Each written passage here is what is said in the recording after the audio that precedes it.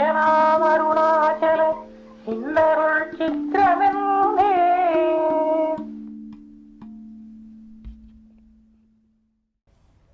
Om Namo Bhagavate Śrī Aruṇācala Ramanaya. In this video I'm going to be talking about the final verse, verse 9 of Arunachala Navamaṇimālai. As I said, explained in previous videos, these 9 verses were all composed on different occasions. The first 3 are praises of Arunachala and assurances about the greatness of Arunachala's grace. The next 4 verses, verses 4, 5, 6 and 7 are all prayers. And these final 2 verses, verses 8 and 9, are both praise of Arunachala expressed autobiographically, and that is with reference to Bhagavan's own life. I spoke about verse 8 last time, and this is verse 9. So this is quite a simple verse. What Bhagavan says here is quite simple and straightforward.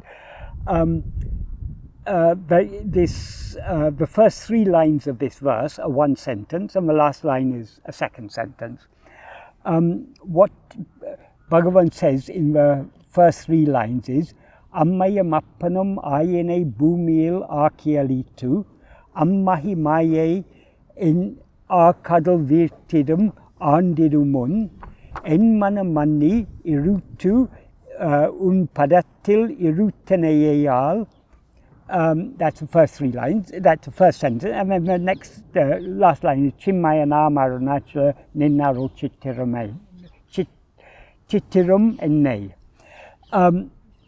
So what this means is the first line, ammai-y-um bhūmiyil lākkiyaḷit, means bearing and tending me in the world as mother and father. That is, the implication is that Arunachala, in the form of Bhagavan's mother and father, Sundaram and that is Arahamal and Sundaram, in the form of his parents, Arunachala gave birth to him and brought him up in this world, bearing and tending me in the world as mother and father, as my mother and father. That's the first line. The second line, Bhagavan says, ammai-y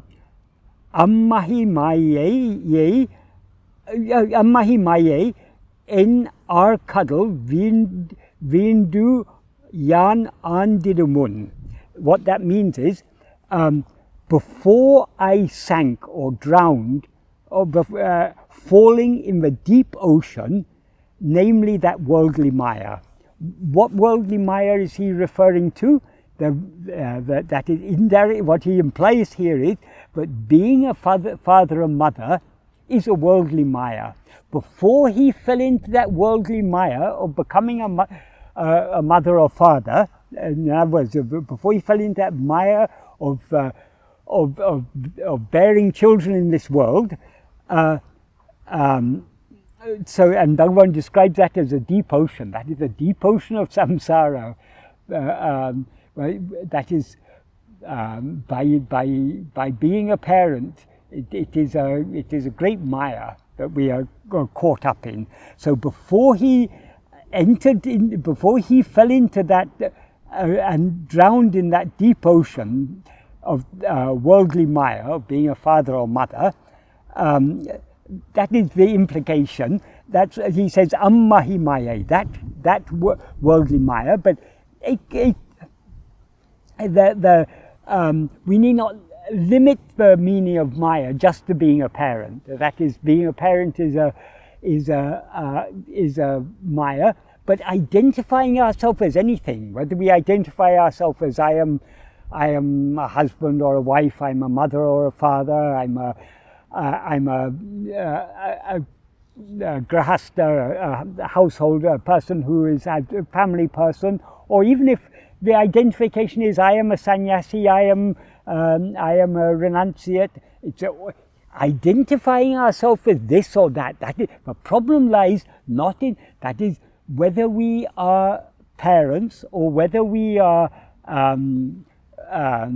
married or not married, whether we are in relationship with someone or not in relationship with someone, whether we have children or whether we don't have children, whether we are living an outwardly worldly life or outwardly a life of renunciation. The problem is not the outward life that we live, it's our identification with that. As Bhagavan often used to say, the grahasta, the householder, the family person who doesn't feel I am a grahasta is a better sannyasi than the sannyasi who feels I am a sannyasi. So the problem is our identification with that. So though Bhagavan refers to the state of being a mother or father as being a great maya,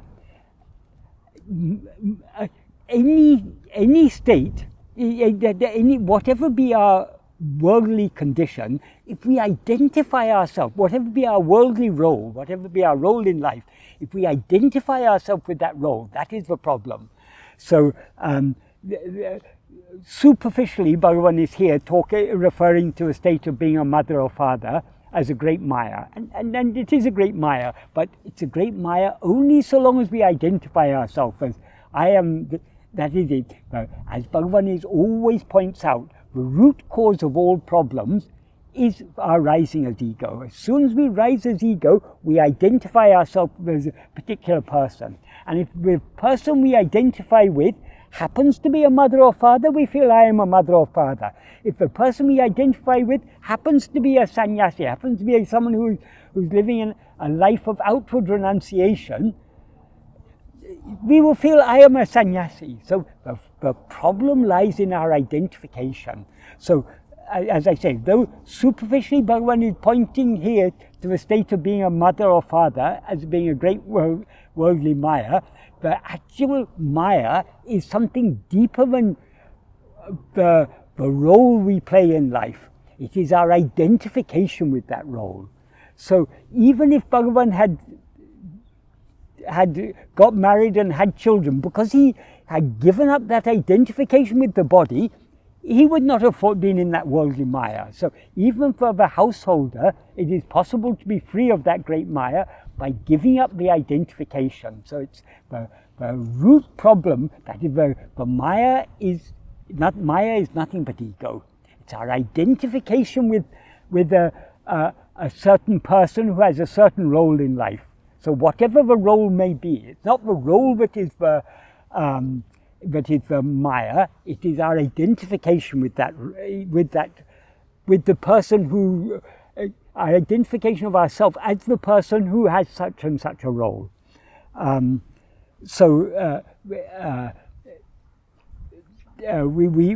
need to understand what lies behind. That is, superficially, Bhagavan is just referring to the state of being a grahasta as being a great maya. Yes, it is a great maya. If we identify ourselves with that, if we feel I am a grahasta, that is a great maya. If we feel I am a mother or a father, that is a great maya. But even if we feel I am a sannyasi, I've renounced everything, that itself is a great maya. The identification is the problem. But anyway, what he says here is, bearing and tending me in this world as my mother and father, before I sank, falling in the deep ocean, namely that worldly maya. So whatever be the role, before he was saved from that identification, is the implication here. So how was he saved? That is what he says in the third line. ṇeṇmaṇa maṉṉi, entering my mind. ṇeṇmaṇa maṉṉi, yiṛuttuṉ, entering my mind and drawing or dragging or attracting me. Padatti yiṛuttiṉaiyāl. The al here has it's a poetic expletive. It's just there for the poetic meter. It doesn't actually have any meaning here. In some contexts al has a meaning, but here it has no meaning. Padatti yiṛuttiṉai. You fixed me at your feet or in your state. Padam means both state and feet. So padatti means you fix me at your feet. You brought me to Arunachala, fix me at your feet. We can take it in that way. You also fix me in your own state. As Bhagavan said in the previous verse, Arunachala bestowed his own state.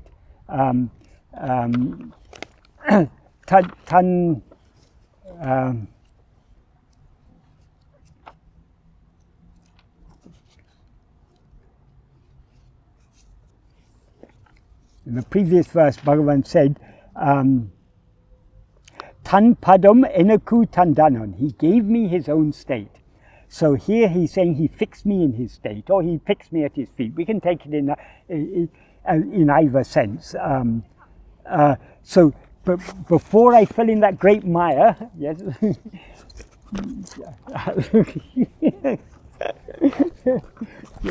yes. No problem.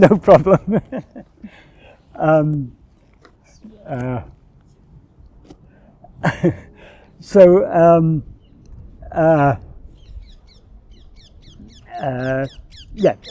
what Bhagavan is saying here, bearing and tending me in the world as my mother and father, before I sank, falling in the deep ocean, namely that worldly maya, entering my mind and drawing me, you fix me at your feet. That means drawing me to you, drawing me to yourself. You fix me at your feet. And then in the second sentence he says, ciṉmaya nam Arunachala. He's addressing Arunachala here, and he says, ciṉmaya nam Arunachala. Arunachala, who are one composed of chit, of pure awareness. In the previous verse also he used this word ciṉmaya, and there he said, so that ciṉmaya may glow, so that pure awareness may shine forth. So what is that pure awareness? That is nothing but Arunachala. So Arunachala, who are ciṉmayan, likewise in verse 8 of, verse 5, I think it is, verse 5 of Arunachala Navamaṇimālai, he described Arunachala as,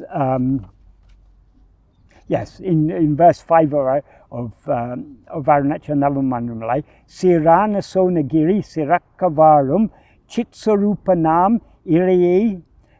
He's addressing Arunachala, O God or Lord, whose nature is chit, pure awareness, chit sarupan, shining gloriously as the sublime sonagiri. So Bhagavan is constantly pointing out to the fact Arunachala is nothing but that pure awareness, that chit, that sat chit, that real awareness that is always shining in our heart as I am.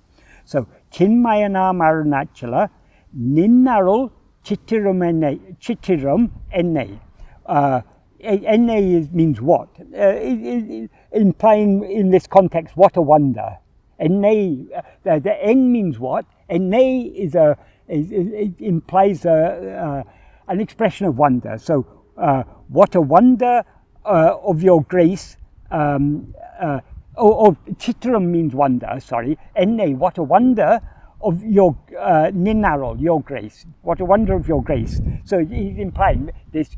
What you did, you bore and bearing and tending me in this world in the form of my mother, before I fell into that great mire of identifying myself as father or mother or any other role, you entered my mind and drew me to fix me in your state or at your feet. What a wonder of your grace is this, O Arunachala, who are pure awareness. So this again, as I say, this is another autobiographical verse. Bhagavan, we can understand from this, that is in Bhagavan's view, Bhagavan sees everything as Arunachala. So who were his mother and father? It was Arunachala in the form of his mother and father who bore and tended it in the world. And the same Arunachala who in the form of his mother and father had bared and tended him in this world, that same Arunachala before he sank in the great ocean of in the deep ocean of that worldly maya of identifying himself as I am a father or I am a mother, he entered his mind, and he entered his mind means he shone forth within, and he drew him within and fixed him at his feet in his own state. What is his own state? Ciṉmaya, that is the state of pure awareness. So Arunachala from within drew Bhagavan within and fixed him in his own state. Though Bhagavan outwardly the destiny of his body was not to be a mother or father in a worldly sense. He didn't get married, he didn't have any relationship, or he didn't have any children, but physically he didn't have any children, but it was his destiny to be the mother and father to all of us. For all time to come, Bhagavan is always available as the mother and father of all who turn to him with love. He is Mata Pita Guru Devam. He is our mother, he is our father, he is our God, and he is our Guru. He is everything. So though Bhagavan was saved from the state of being an ordinary father or mother, it was his destiny to be the father and mother of all of us. Om Namo Bhagavate Śrī Aruṇācala Ramanaaya.